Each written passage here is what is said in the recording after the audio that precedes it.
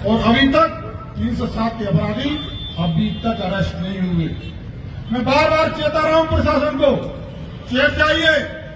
SP साहब से कहा देखिए अरेस्ट करिए, लेकिन नहीं किया। इसलिए मुझे कदम उठाना पड़ा दोस्तों कि हमें न्याय क्यों नहीं मिल रहा। हम जब भारतीय जनता पार्टी को अपने खून पसीने से सींचा है तो फिर हमारे साथ अत्याचार हो रहा क्यों? मैं यही कहना चाहता हूं। एसपी तो ऐसी बात करने लगा कि टिकट किशोर का मेरे हाथ में है। ये राजनीति कब से करने लगा? कह रहा टिकट ये में रखा है। सोचो जरा, मतलब इतनी सोच इनकी बिगड़ गई है। मैं वो चेताने आया हूं मेरे भाइयों कि टिकट तुम तो नहीं है, टिकट ये बैठे हुए हैं। टिकट इनसे मिलता है मेरे भाइयों। तेरी जेब में कागज का टुकड़ा होगा, ओरिजिनल टिकट तो ये है। मेरे भाइयों, मैं इतना ही कहना चाहता हूं। मेरी मोबाइल की रिकॉर्डिंग की जा रही है। मैं सत्ता पक्ष का विधायक हूं। सत्ता पक्ष के विधायक की मोबाइल की रिकॉर्डिंग ये होता है क्या? मेरे साथियों की रिकॉर्डिंग। मैं इसीलिए आप लोगों को यहां लेके आया हूं दोस्तों, क्योंकि हम ये पूछना चाहते हैं कि सरकार इस पर कब कदम उठाएगी। क्या मेरी रिकॉर्डिंग रोज सुनकर कहां की लोकेशन लेते हैं ये एसपी? कहां की लोकेशन नहीं लेता है? क्या मेरी हत्या कराना चाहता है?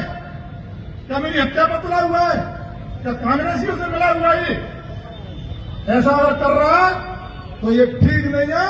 अगर प्रीतम लोधी की हत्या होगी तो दोस्तों उसके एक एक कतरे और एक खून की बूंद से लाखों प्रीतम लोधी पैदा हो जाएंगे। लाखों प्रीतम लोधी उठाए जाएंगे। तो मेरे भाइयों, एक ही प्रीतम जब भारी है तो लाखों प्रीतम क्यों पैदा कर रहे हो?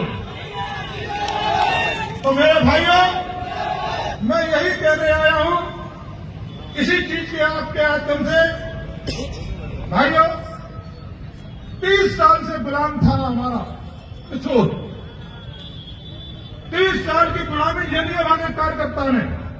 तुमने भी देखा है, हमने भी देखा है कि 30 साल की गुलामी के बाद कितनी मेहनत की तब किशोर को आजाद करा पाया है दोस्तों। अब ये एसपी दोबारा से उसको फिर गुलाम बनाना चाहता है। अब नहीं होने देंगे हम ऐसा।